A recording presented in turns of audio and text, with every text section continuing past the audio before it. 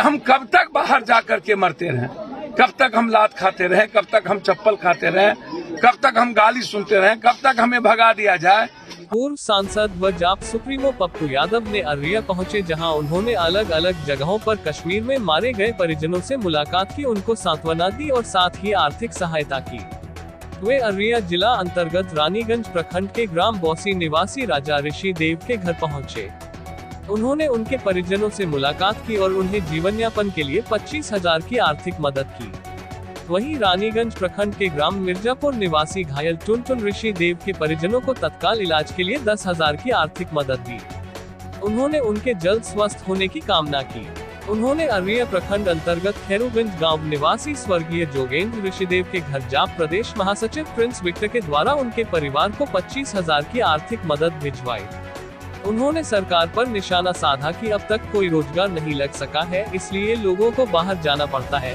इस घटना की कड़ी निंदा करते हुए उन्होंने कहा कि सरकार को परिजनों को कम से कम 20 लाख का मुआवजा देना चाहिए। हम फैक्ट्री नहीं बना पाए, हम रोजगार पैदा नहीं कर पाए, हम पलायन नहीं रोक पाए और लगातार हमले पर हमले, हमले पर हमले। यह घटना बहुत निंदनीय है। मैं 20 लाख रुपए की मांग करता हूं कि केंद्र सरकार, बिहार सरकार 20-20 लाख रुपया 2 मृतक 1 घायल परिवार को दे। मैं आपको बहुत क्लियर बता दूं कि लगातार जैसे चीन उत्तराखंड में हमारे यहाँ जाकर के 50 किलोमीटर ढुक के जमीन कब्जा कर लिया, जिस तरीके से चीन हमारे सिपाहियों को मार रहा है। लगातार 7 सालों में जब हम 370 की बात कर रहे थे कि हट जाएगा तो हम अमन चैन और बाहर के लोग नहीं मारे जाएंगे, 7 सालों में कश्मीर या उस इलाके की स्थिति या चीन ने जिस तरीके से आंख दिखाया, आज हम अफगानिस्तान और तालिबान की बात कर सकते हैं। तो आखिर क्या कारण है कि सरकार अफगानिस्तान और तालिबान पर बिल्कुल चुप हो गई। एक अपने दोस्त को ड्रग्स का व्यापार करने के लिए सब कुछ एकदम बिल्कुल कंप्लीट कोलैप्स कर दिया। एक तरफ चीन हमारे ऊपर हमला कर रहा है, दूसरी तरफ हम चीन की निगाहें कंप्लीट रूप से तालिबान पर है कि वहां हम बांग्लादेश उन्होंने नजर बना ली, बांग्लादेश उसके पक्ष में हो गए। एक तरफ नेपाल से हम घिर गए, दूसरी तरफ पाकिस्तान, तीसरी तरफ तालिबान। हमारी क्या कारण है कि इंटरनेशनल पॉलिसी इतना गंदा है? हम इंटरनेशनल पॉलिसी में इतना कैसे चूक जा रहे हैं? आप जवाब क्यों नहीं देते? जी।